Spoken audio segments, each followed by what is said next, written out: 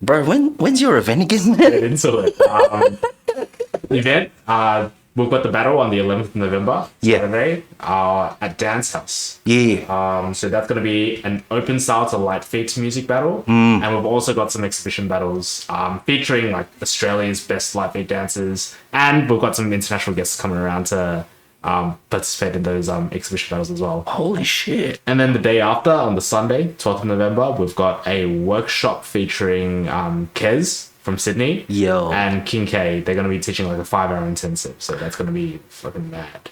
King K, where's King K from? He's from the UK. He's from Bristol. Yeah. From Bristol. Fuck. So he, I would say that he was one of the people who really brought Litefeet to Australia, because he was the guy that came down. I think Cry came down a couple of years ago, but I wasn't too familiar with Litefeet at the time. But at least to me, King K Dane came down twice in 2019, and he was the guy who basically like taught Litefeet to me in person for the first time. So it's gonna be like great to have him back and actually hopefully like reinvigorate the Litefeet scene again. Yeah, that's fucking dope, bro. I was about to say like pre-COVID, because there were a few dudes that came down, dudes that did footwork. Someone did a footwork workshop. I heard. Yeah. I heard that like apparently there was one time they were touring with I forget the artist. Ollie was telling me about this. It might have been Missy or something, and like the Mystery Man came down. So Mystery Man, he was like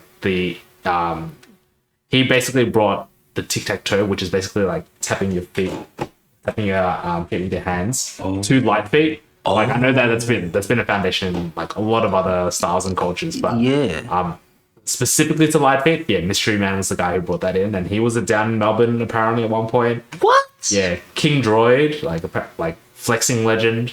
Oh, Yeah, he was down here as well, but I guess at the time we just had no clue. It's crazy, despite how overground commercial things are with our apps and shit like that and information. There's still dudes that slip through the cracks of underground shit. Hey, for real, that's next level. I was just watching the CBS Sports the Litefeet documentary. Man. And one thing that stood out, funnily enough, because you mentioned you got to remind me, because it's been like a month since I watched it. So. Oh well, yeah. Well, let me say that it was just it's inspiring. It was a nice documentary. It was like succinct. It could have gone deep, of course, but it was only 20 minutes long. It was basically like one TV like block length. So an hour. Yeah, exactly. And then you had the sort of commercial break parts, But one thing that really stood out was he'd started to mention the third generation of like New York hip hop dance. Yeah. So freestyle hip hop, and then into shaking, and then he reiterates the whole thing by going, first generation was breaking. B-boy, and then he went to freestyle hip hop. Yep. And then generation. From that he then went straight to Harlem Shake. Yeah. And yesterday we were DJing at this event. Shout outs to Mad Festival, and the homies that we know, they were already out the building apparently, and they kept on running back in because I dropped a Litefeet song. And then I wasn't expecting dudes to be sharing these stories where everyone was shaking. Yeah, they've been letting their fair share of the shake. Yeah, which I'm really happy to see. Especially like Phil, Sanny, they've been really repping. Yeah, Phil's been really getting out there as well. Sanny's been lapping really hard. Yeah, I mean, I'm glad that they were there and they were, showing what we've been working on. That's it, man. That's exactly it. I guess, I think one of the things that for me as an old school b-boy in Australia, for my generation, is that continuation of like a New York lineage. Yeah. And I'd like to one day say, yeah, that's like a Southeast lineage or a West Side lineage. Sure. Or, I think that dancer, I was about to say their name. It's like, that dancer's from Sunshine, and then they got a whole Sunshine style, just like the boroughs of New York. That'd be crazy. Have their own dance called the Harlem Shake, man. Yeah. That's a really crazy like perspective to put into, like, because like even Harlem isn't necessarily like a borough, right? It's just like within Manhattan. Yeah, For them right. to really develop a culture so deep to put into a style, like I think that's like so like that's like beyond our imagination, but at the same time, like it would be insane to think of something like that. That's exactly. Yeah. That's exactly. Yeah. I mean, it's around the corner, bro. Think about it. Yeah. When the traffic here on Corrigan Street, right? Yeah. And the local area down Cheltenham Highway, you know, even Princess Highway. Yeah. Not giving away. Don't dox us. Yeah. But you know, it's like it's getting dense. So when the point comes where things get super local again, I think it's just around the corner for especially leaders of the community. It's similar to yourself, you know, or at least proactive members of the community can start getting these things happening, man. You know what I mean? Yeah.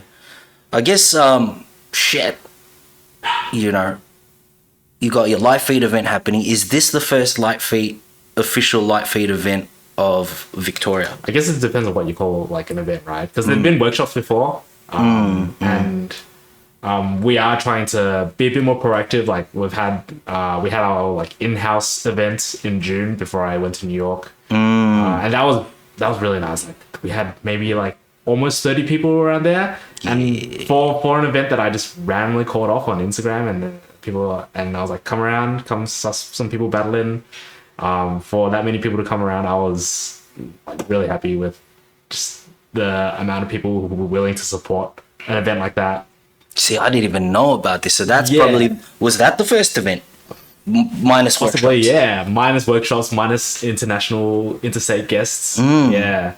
This one, I'm really trying to, you know, show Melbourne, like, this is what's up. Like, you know, Australia has this, like, really low-key scene at the moment. And, you know, we're ready to, like, bring the energy.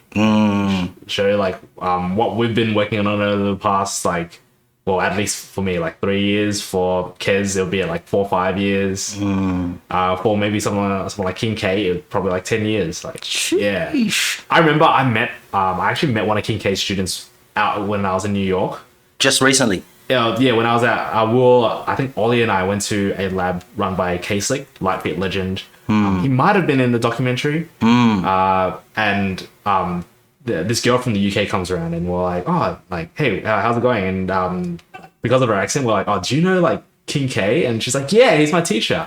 and then we're like, oh, how long have you been doing Litefeet for? And she's like, oh, 9 years. We're like, whoa. That didn't even like process properly to us, because like Litefeet has barely been in Australia for 5 years. And for like, I guess like Europe and the UK, for them to have like such a cultivated Litefeet for that long, it's like, it makes you really think of how far the culture beyond Australia has gone since then. Yeah, 100%. And I'm just excited to see, like, you know, where there's basically going to be 3 people from the UK coming down to Australia. And I would say that they are like 3 of, you know, the best Litefeet dancers in Europe. Shit. So to see, like, you know, 10 years, collectively probably 30 years of Litefeet experience from them showing us like what's up, I'm super excited to see that. Yeah, same, bro. Yeah. Fuck, I better not drop the ball on the DJing, man. It's crazy because I use that drop the ball because as you were saying what you were saying, it's like I've been breaking since 98. There's been dudes here breaking since 81. Yeah, right? And it's like, how is it that it's not as cultivated, as fostered, as whatever, like it is in Europe? Of course, in the States, it's from there, you know? And I couldn't really say, we can't really say we dropped the ball because it's really hard to hold that ball to begin with. I mean, you know, you think about it, like Europe, I mean, let's talk even just London. London probably has, like the size of London is probably the size of like half of Australia. Yeah. And that's like what? The like area-wise, London is like probably as big as Melbourne. Like all the way from the southeast to the West Melbourne. But like that's fitting in half of Australia. Yeah. So That like, population, the population, that density, Yeah. and that's why I brought up that traffic. You know what I mean? Yeah. Because when it gets to the point where it's like, you know what? Let's just stay local, and whatever the life circumstances are, maybe that's how things sort of just. Yeah, who knows? Stay I mean, put. they're saying that Melbourne's gonna eventually become the biggest city in Australia. So we got to cultivate something before if that actually happens, and then we might eventually just have the people for it. Exactly, man. Yeah. This is well. I mean, in terms of let's just throw the puns in terms of getting light. Yeah. Yeah. Right. They were talking about in the documentary that MC at the basketball matches. Yeah. And AG, Voice of Harlem. yes, AG, Voice of Harlem, right? And so they were just saying how he just used this slang for dudes to start dancing to get light with their feet. And Yeah. light work is kind of like a hip hop slang as well as just a normal term that different cultures use, It's all light work, blah, blah, blah, blah. And once Melbourne, Victoria, all these different new connections that they're building and the new loops, like dancers we already have this interconnectivity Yeah. cross state, Right. right? But most people would just go into the city and then head back home, Yeah. and that's as far as they go, So in that sense, it's kind of like the idea of the people I've met in New York that say we've never left our borough. They don't go downtown. They stay uptown. That's actually so crazy to think. Right? Yeah. Because it's not even that far to get to... Exactly. To but get then to again, Manhattan. it is like it's not that far, but then again, it is like a 40-minute ride. Yeah. But then again, that's just a 40-minute ride. We drive 40 minutes to get to the city. Exactly. And then if we're going to go out to the opposite side, it's like an hour and a half. Yeah. So when these portals open up and dudes are like working and going places where they never really had convenient access to, that information should travel. That trade should travel, And I just thought I'd mention that shit because I think how much more convenient can things get compared to when we were younger, right? Oh yeah. I mean, there's that like train loop that's supposedly being built around Melbourne. Maybe by like 2070, we'll have like a really good train system. Well, maybe by 2070 we'll actually have a train line to the fucking airport. And then internationals can be, where do we got to go for this Litefeet championship? Where do we go? It's like, yeah, sweet, come on, train line up the road, there'll be some craziness. So I guess, how do you feel now that the wheel is in motion? We're about to break through some of the music. You're giving me which I like the precision of your operation. It's like you've got a spreadsheet, you've got links to battles, you've got old school, mid school, new school, right? Yeah. Plus the surrounding music of the dance. How you feeling about the event? Honestly, music-wise, I'm really excited. Like, I think the opportunity to work with you with music and see how your brain processes it all. Like, I think it definitely feels like we're on track for that. And there's a lot of things that we can achieve that I haven't seen in a Litefeet event, which will be really exciting to experience. You compare Litefeet events, compare a New York Litefeet event to a Litefeet event that is run overseas. I guess there's a big difference of there's a different energy that a New York event would give. I guess first of all, if you're dancing to the camera like that. You're facing the camera, there's probably a crowd around you. All this setup will just be the audience. And there'll be a crowd around you to give you that energy. Whereas if we were battling in Melbourne, for example, it's just us two. Yeah. Us two face against each other. Yeah. And you've got the crowd watching maybe from the side. Yes, right.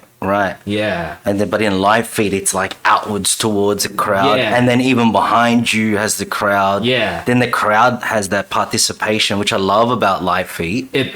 It's amazing. But as much as I would like to bring that energy, and as much as I'm trying to bring that energy, ultimately it's still going to be Melbourne energy. So to add that Melbourne twist into it, I think it's exciting to have that Litefeet adjacent music that we've been talking about. Yeah. So not necessarily just Litefeet music, though the focus will be Litefeet music. Adding something like, we know that there's there's an LMA Trip Litefeet remix. So if we were to play the original before that, then there's that open styles element to it, which makes it a little more Melbourne in a sense. I wouldn't.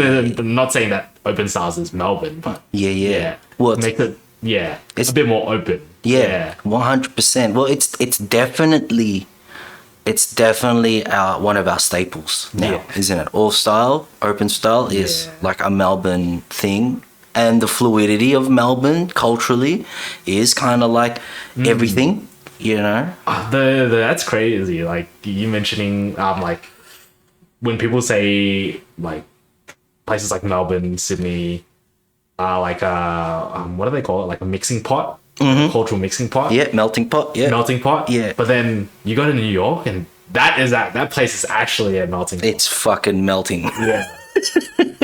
Like I feel like when I was there, at least all the restaurants, like every other restaurant was like some sort of fusion restaurant, and like seeing maybe it was just like less, maybe more so it was in like Queens and Manhattan and the places that I was in. But it was just the fact that there were just so many places where different communities were basically like mingling among each other. Like that felt more of like a melting pot than it is here. Yeah, bro. I mean, I think you might have memories of it, but these areas around here, in ways, not only were they like the central cultural hub for a certain culture, Vietnamese, Cambodian, Chinese, Cambodian, Chinese, Vietnamese, you name it, and then all the other ethnicities. It was a little bit more melty potty then. Now, I guess if you're actually immersed into like the local communities, like, you can see it a bit more. Like, if I think back more to like high school. That's the high schools are melting pots because you're just all different cultures. Exactly. All in that one school. But then I guess now that I'm at work, I don't even really interact with people at work. I'm like working from home. Maybe I'm not in like experiencing that as much as I used to. And we have there's a term for it, but let's just call it, these are our little castles. We don't need to leave these places. And when we do go out, it's like a quick mission. Quickly go to Coles. That's true. Get what you need, then come back home. Maybe it's that as well. Because in New York, for sure, like people are so much more open to talk to like strangers. I remember Ollie and I were walking down the street. It was somewhere down like, I don't know, 14th or something. And then this guy just walks up to us and he was like, "Hey, I need you guys' opinion on this." Like, so I just like left my workplace. Like, I just stormed off. Like, what do you guys think? And I'm like, we're just two like tourists out here. Would be happy to give you like career advice, but like that was crazy to give, like have someone come up to you and it to be something so, I guess, like a really like crucial life question. 100%. Yeah. I guess it's so wild in New York, streets of New York, all the songs we've heard about, the movies, like when this guy from Florida came, which is a whole different state, he was just like, "Oh, yo, I like your shirt, man. Oh, yo," because we were about to go to the club. He was one of the shout outs to B-Boy Venom from Skill Method's crew. Oh, Venom. You remember Venom? So all of us thought he was taking the piss because no one compliments you like that on the street unless they're gonna have a go at you. In Australia, at least back in the late 90s, early 2000s. And then I was like, well, that's a bit weird. Like, what a nice guy. He just fully complimented our drip. And at that time we weren't using that slang. Then when I went to New York, dudes just walk past you, be, "Hey, yo, I like your kicks," but they're not stopping. They're just walking past, giving you compliments. And then, you see it around with other interactions, and then people just like, "Oh, thank you." I was like, "Oh, fuck. All right. Sweet." Like, that's kind of nice, despite how rugged some areas be. You know, like in the Bronx, it was fucking rugged as fuck. You know. Oh yeah, I have fond memories of the Bronx as well, but I wouldn't necessarily say that it was like the safest place in America. Nah, hard. No. I took a private with Jay Wavy, another Litefeet legend. He's like, I think he's like co-CEO of Lifetime, legendary Litefeet crew. So I went to his place, which was like deep in the Bronx for like a private class. Do you remember what station you got off at? No. No. If you go, gave me a map, Yeah. I could definitely point it out. Yeah. But I can't name it off the top of my head. Probably would have taken the 6th line, right? Yep. Which is, yeah. And then, was it South Bronx, North? It was, might have been like toward like east-ish. Oh, East. yeah, shit. Yeah. I don't know, guys. I only know everything from that train Yeah. line. Yeah.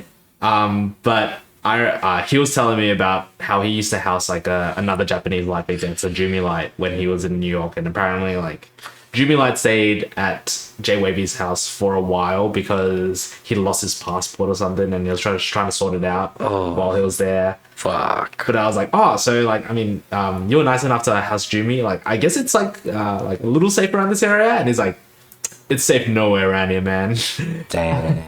That's the Don't be at the wrong place at the wrong time. Yeah, yeah. My sister told me that. She Yeah. told me that, like, she was walking with one of her gay mates, and this dude's massive, yeah? And then some rough dude was walking past them on the street, and her mate from I don't know what part of New York he was from, he kind of put it, you know, like to protect her, just in Yeah. case, like to put that person in between Yeah. my sister and whoever was walking past. And luckily nothing happened, but Wow. you know, and yeah, I think that's also another thing that's different for us. Like, there is some pretty rough areas here. Yeah.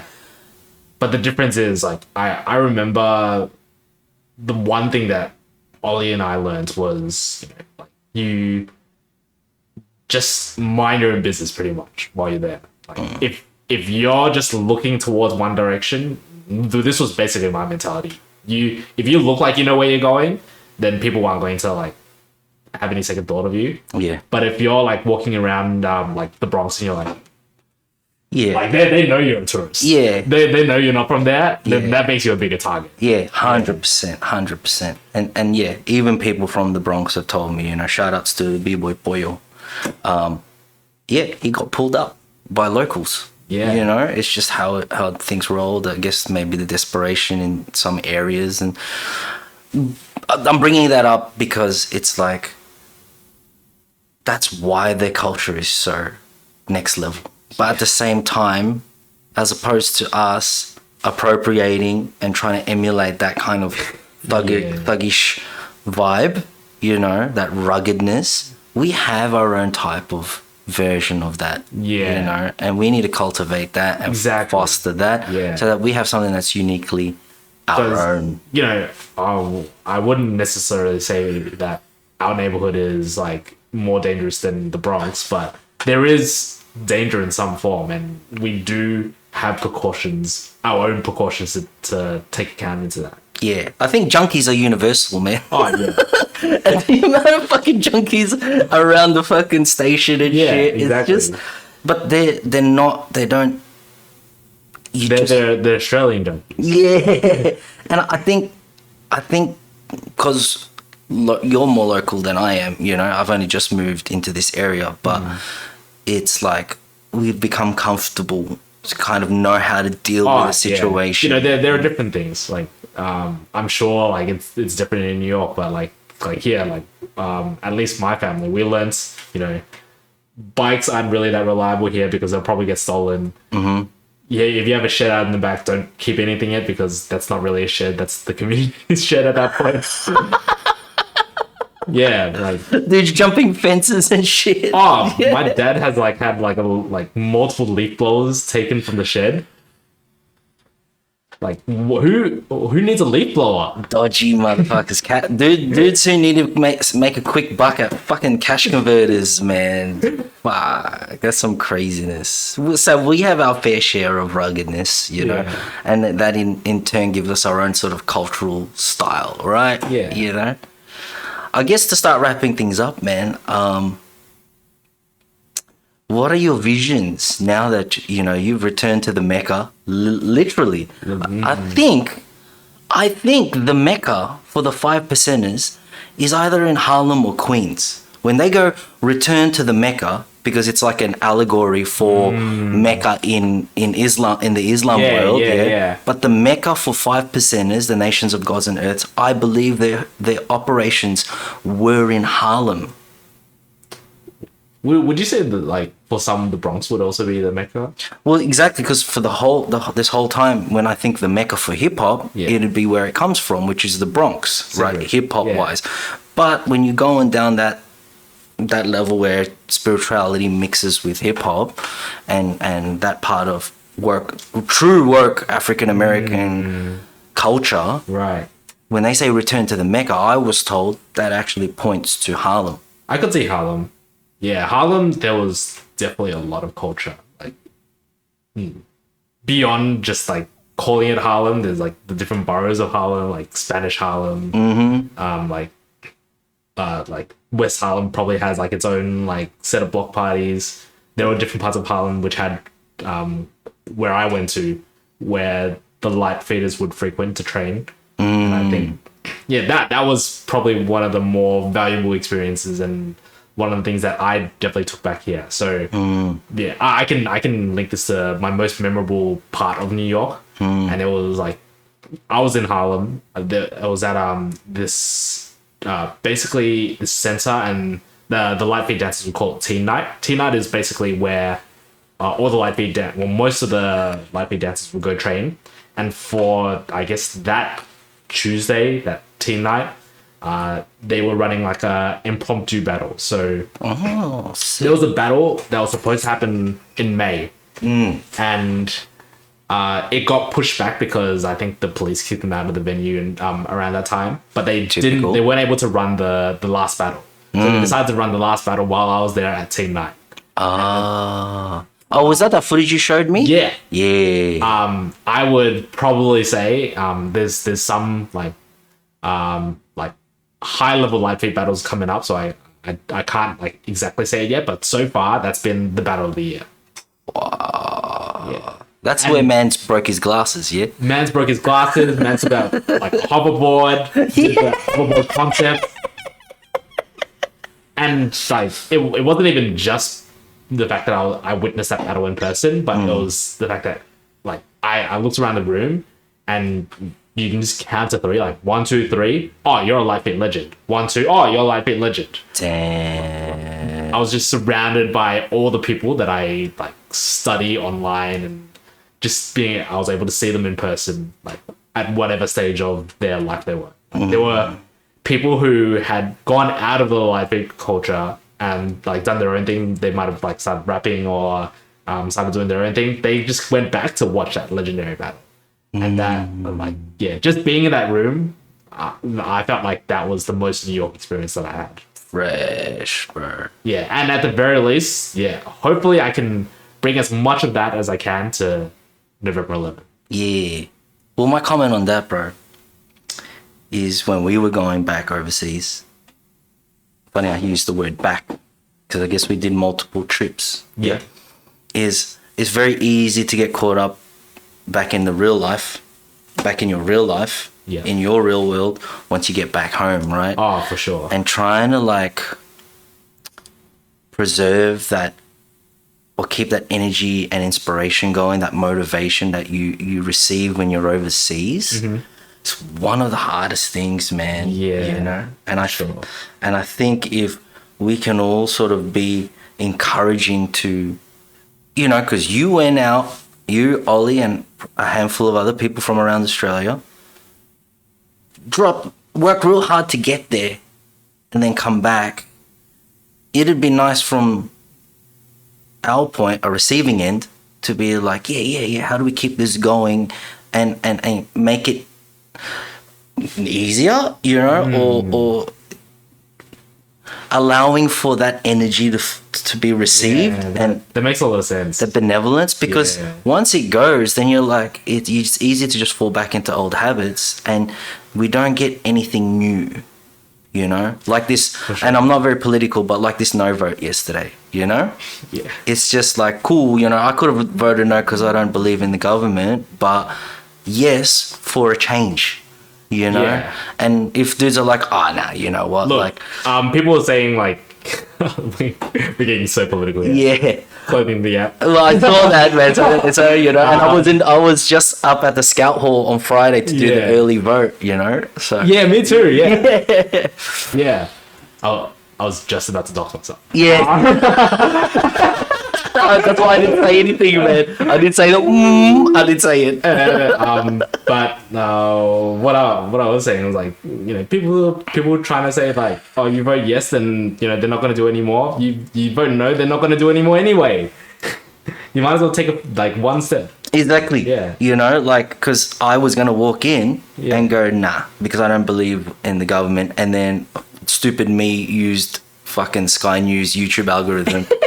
And, you know, famous Indigenous people saying that Yeah. they were against it, yeah? And I go, well, if an Indigenous person is saying they're going to vote no, like, well, Yeah, but what that the was the most confusing part. Exactly. Yeah. Right? But then fucking just look at the track record of all our governments, and it's like, yeah, you promised this, you promised that. This East-West link should have been done 10 years ago, and it's only happening now. So maybe this yes thing and a change, because if you look at other countries like New Zealand and, Look, you know, New Zealand just elected the other side. yeah, Yesterday, so you know, so it's all fucking confusing, but like, yeah, and the whole thing, and then you got this Israel, you know, Gaza Strip thing going on. It's just fucked, but at least this positive transmutation of that somewhat similar source of energy, you know, for dudes to just get light, yeah. or break or crump or whatever. It's our only saving grace, man. Honestly, like, yeah, as much as anything is happening out there, like,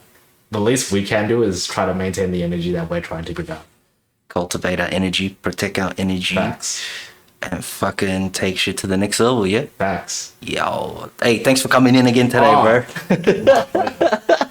Legend. Thanks for having me as always. Hey, anytime, man. We gotta continue this for Get part 3 going. get part 3 going. Yeah, because it's an evolution. Yeah. Yeah.